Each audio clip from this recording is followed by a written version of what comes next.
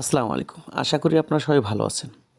আপনারা অনেকেই জানতে চেয়েছেন সামনে যেহেতু ঝড় বাতাস হবে সেক্ষেত্রে দ্রুত ভুট্টার গাছ পড়ে যাওয়ার সম্ভাবনা থাকে। গত বছর অনেকেরই ভুট্টার গাছ পড়ে গিয়েছে, ভেঙে গিয়েছে, আবার হেলে গিয়েছিল। সেক্ষেত্রে আগাম কি এমন আ যে পদ্ধতি বা কৌশল অবলম্বন করলে গাছগুলো শক্ত থাকবে, সামান্য বাতাসে পড়ে যাবে না এবং ফলনও ভালো হবে? এখন আপনারা যারা ভুট্টা চাষ করেছেন আগাম, তাদের তো একটু সুবিধা হচ্ছে, আগাম যেগুলো জাত সেগুলো বড় হয়েছে। অনেকেরই ভুট্টার কলা এসেছে আমাদের অঞ্চলে। এখন যারা চাষ করতেছি অর্থাৎ ডিসেম্বর মাসে যারা ভুট্টা চাষ করতেছি, তাদের ভুট্টা কিন্তু আপনার নমূলে পড়ে গেছে। অর্থাৎ ঝড় বাতাসে পড়ার সম্ভাবনা অনেকটাই বেশি। সেক্ষেত্রে আমাদের ৩ থেকে ৪ টি কাজ আগে থেকেই সতর্ক থাকা উচিত। ১ নম্বর হচ্ছে বেশি, বেশি করে এমওপি অর্থাৎ পটাশ সার প্রয়োগ করা জমিতে।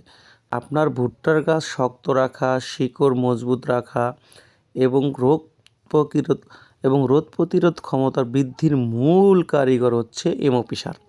এই সারটা আপনারা এখন যারা চাষ করবেন তাদের জন্য শতাংশে ১ কেজি করে প্রয়োগ করবেন। এর পাশাপাশি বাজারে এখন হচ্ছে শিকড় বর্ধন একটা নামে পাউডার জাতীয় একটা ভিটামিন পাওয়া যায়, যেটা আমরা রুটোন নামে পরিচিত। এইটা হচ্ছে বিঘাপতি ২ কেজি। ৩ নম্বর স্টেপ হচ্ছে ভুট্টার গাছ ভুলেও আপনার ঘনত্ব করা যাবে না। অর্থাৎ ঘন করে লাগানো যাবে না। আগে যারা চাষ করেছি তারা তো ২২-২৩ ইঞ্চি দিয়েছি। এখন আমরা যারা ভুট্টা চাষ করব তারা অবশ্যই ২৬ থেকে ২৮ ইঞ্চি আমরা দূরত্ব দিব হচ্ছে সারি থেকে সারির দূরত্ব এবং গাছ থেকে গাছের দূরত্ব দেবো হচ্ছে ১২ ইঞ্চি। ৪ নম্বর স্টেপ হচ্ছে ভুট্টায় এখন ইউরিয়া সার কম প্রয়োগ করতে হবে। কারণ হচ্ছে ইউরিয়া সার অতিরিক্ত প্রয়োগ করলে গাছ অনেক হাই হয়। সেক্ষেত্রে আপনাকে অবশ্যই ইউরিয়া সার একটু কম প্রয়োগ করতে হবে।